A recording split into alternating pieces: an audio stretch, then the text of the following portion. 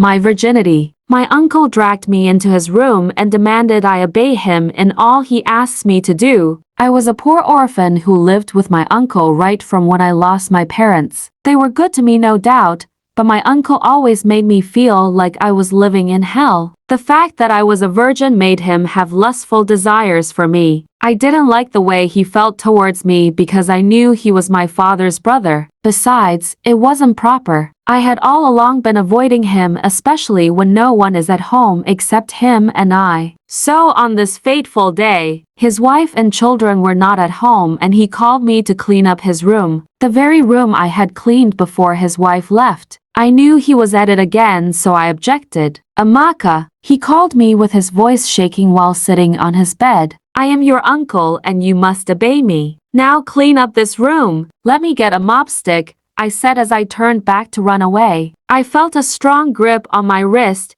You think you can run away this time? He asked while pushing me to the bed as he shut the door. Pull off those clothes immediately, he said as he removed his. As I laid on the bed with tears running down my eyes, I felt like a helpless sheep about to be devoured. In front of me was the person I was supposed to take refuge in, undressing himself to explore my body, to take my pride and lay it in the dust. My tears became warm and my cry of pain sounded like moanings in my uncle's ear, as he had explained it that way. When he undressed himself, he laid his bloodthirsty hand on my thigh. I pushed it away and he came rather angrily to me as I struggled with him. Just then, a knock was heard on the door. Open up, honey, it's me, came his wife's voice. I forgot something. My uncle dressed up immediately, though very angry that his wife had obstructed the pleasure he meant to derive from me. Honey, please open the door quickly. I said I forgot something, his wife voiced out. My uncle was frustrated as he asked me to hide in the wardrobe. I refused, seeing this as an opportunity to escape this play of dirty games. I will expose you, I tried saying, but he slapped me and pulled me into the toilet. Inside the toilet,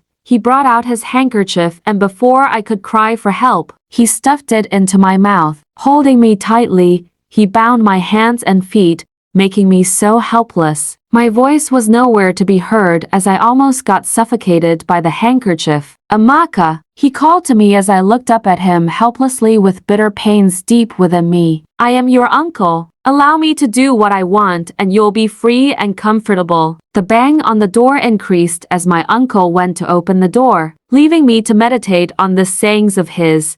I must have my way today, not tomorrow or next, but today. Then I heard his wife ask him why he had delayed thus, but he merely told his wife he had been in the toilet. Deep within me, I thought about this. He wasn't lying to his wife. He was in the toilet, but doing what? Binding his niece to explore her? I wished his wife would come to the toilet, but she didn't. The next word I heard was goodbye. Then the door shut and my uncle banged into the toilet with a smile like that of Lucifer. How about we do it here? He said smilingly. Tears flowed down my cheeks again as I began shivering, begging the wolf of the man. As he unzipped his trouser and moved closer, the door of his room banged open and his wife walked in. Honey, are you in the toilet? Please come out, I must take a shower before I go for that meeting. It's too hot outside.